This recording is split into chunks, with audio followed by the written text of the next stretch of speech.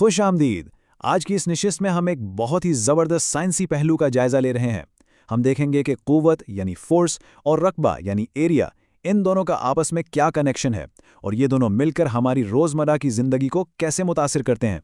जरा सोचिए, क्या कभी आपके जहन में यह सवाल आया है कि आखिर ऐसा क्यों होता है कि एक तेज चाकू तो टमाटर को बिल्कुल मक्खन की तरह काट देती है, लेकिन अगर चाकू जरा सी भी कंद हो तो काटने के बजाय टमाटर का कुचूमर ही निकाल देती है। बज़ाहिर ये एक बड़ी मामूली सी बात लगती है ना? लेकिन इसके पीछे एक बहुत ही दिलचस्प साइंसी राज छुपा है। तो चलें सीधा असल बात पर आते हैं। इस पूरी वजाहत का जो बुनियादी तसव्वुर है ना, वो एक ही लफ्ज़ में छुपा है और वो लफ्ज़ है दबाव यानी प्रेशर। अगर आसान अल्फाज में कहूँ तो दबाव दरअसल वो असर है जो किसी क़ुव्वत या फोर्स की वजह से किसी सतह पर पड़ता है। लेकिन, और ये बहुत अहम बात है, ये सिर्फ इस बात पर मुनसर नहीं कि आप कितनी ताकत लगा रहे हैं, बल्कि असल कमाल इस बात का है कि वो ताकत कितनी छोटी या बड़ी जगह यानी कितने रकबे पर लग रही है। यहाँ एक सुनहरी असूल है जिसे बस पल्ले बांध लें। उसूल ये है कि रकबा जितना छोटा होगा, दबाव उतना ही ज्यादा होगा, और बिल्कुल इसके उलट, रकबा जितना बड़ा होगा, दबाव उतना ही कम हो जाएगा। मतलब ये एक उलट ताल्लुक है जो हर जगह, जी हाँ, हर जगह लागू होता है।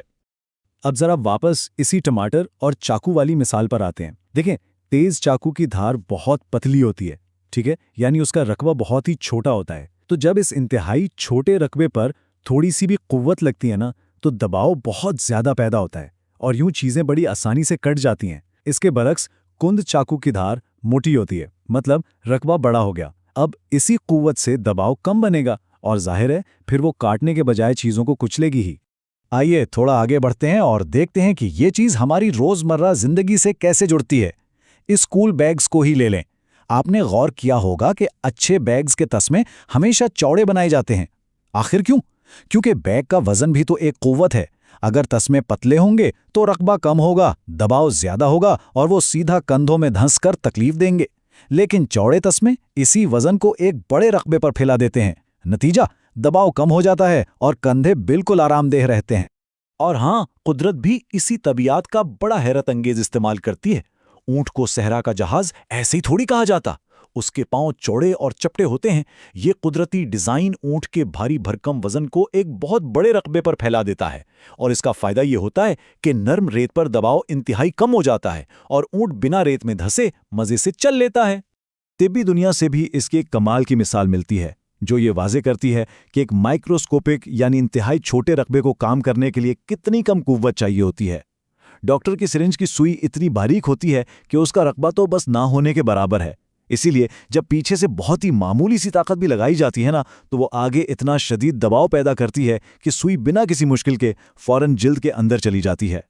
अच्छा, अब तक हमने जितनी भी मिसालें देखें, अगर हम उन सबको साइंस की ज़बान में समेटना चाहें तो ये एक इंतहाई सादा से रियाजियाती फार्मूले में कैद हो जाती हैं। फार्मूला ये है, दबाव जिसे हम P यानी P से जाहिर करते हैं बराबर है कुव्वत यानी F तकसीम रकबा यानी A। और यकीन जाने यही वो वाहिद असूल है जो ऊंट के चलने से लेकर चाकू के काटने तक हर जगह कारफरमा है। अब साइंस में जाहिर है हर चीज़ को नापने का कोई ना कोई पैमाना होता है। तो कुव्वत को हम न्यूटन में नापते हैं और रकबे को मुरब्बा मीटर में। और चूंकि दबाव कुव्वत को रकबे पर तकसीम करने से मिलता है, तो इस हिसाब से इसकी इकाई बनती है न्यूटन फी मुरब्बा मीटर। वैसे साइंसदानों की ज़बान में इस इकाई को पास्कल भी कहा जाता है।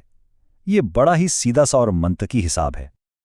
अच्छा, तो अब वक्त है ज़रा इन तसव्वुरात को आजमाने का। एक छोटा सा क्विज हो जाए, ज़रा जहन पर जोर डालें। जब चाकू कुंद हो जाती है तो उससे सब्जियां या फल काटना अचानक इतना मुश्किल क्यों हो जाता है भला? बिल्कुल दुरुस्त सोचे आप। बात दरअसल ये है कि कुंद चाकू की धार मोटी हो चुकी होती है, यानी उसका रकबा बढ़ जाता है। और हमारा फॉर्मूला हमें क्या बताता है? यही ना कि रकबा बढ़ेगा तो दबाव गिरेगा। बस इसी गिरे हुए दबाव की वजह से वो कटाई का काम ठीक से नहीं कर पाती। बेहतरीन। चलें अब एक और अमली मिसाल की तरफ चलते हैं। जरा बताएं कि महंगे और आला मयार के स्कूल बैग्स में हमेशा चौड़े तस्मे ही क्यों इस्तेमाल किए जाते हैं, पतले क्यों नहीं? इसका जवाब भी हमारे इसी सुनहरी उसूल में छुपा है। चौड़े तस्मे दरअसल ज्यादा बड़ा रकबा फराहम करते हैं और जब बैग का सारा वजन उस बड़े रकबे पर फैल जाता है तो कंधों पर पड़ने वाला दबाव इंतहाई कम हो जाता है। इसीलिए तो भारी बैग उठाने के बावजूद ज्यादा बोझ महसूस नहीं होता। अब चलते हैं हयातियात की तरफ। सहरा के जहाज यानी ऊंट के बारे में हमने अभी क्या सीखा था? वो इतने भारी भरकम जिस्म के साथ नरम रेत पर कैसे दौड़ लेता है?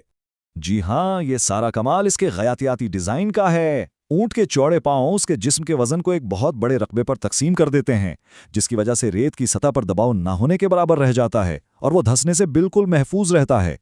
और अब एक आखिरी और थोड़ा सा ट्रिकी सवाल।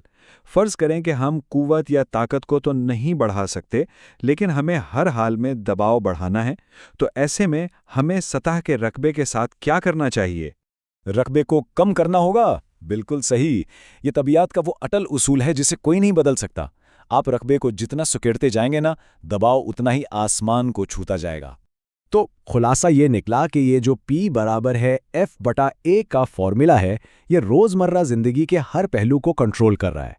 तेज चाकू और सिरिंज की सुई में दबाव बढ़ाना हो या फिर स्कूल बैग और ऊंट के पांव में दबाव कम करना हो, हर जगह उसूल सिर्फ एक ही इस्तेमाल हो रहा है। और हमने ये भी देख लिया कि इस सबको नापने का पैमाना पास्कल है। अपनी आज की इस नशिस्त को हम एक बड़े ही दिलचस्प सवाल पर खत्म करते हैं। अभी इसी वक्त जरा अपने इर्द गिर्द नजर दौड़ाएं। आपके कमरे में, मेज पर या हाथ में ऐसी कौन सी रोजमर्रा की चीज मौजूद है जो काम करने के लिए इसी दबाव की साइंस पर इन्हिसार करती है? इसके बारे में जरूर सोचिएगा, क्योंकि साइंस तो हमारे चारों तरफ मौजूद है। उम्मीद है आज का ये जायजा आपको पसंद आया होगा। अगली नशिस्त तक के लिए खुदा हाफिज।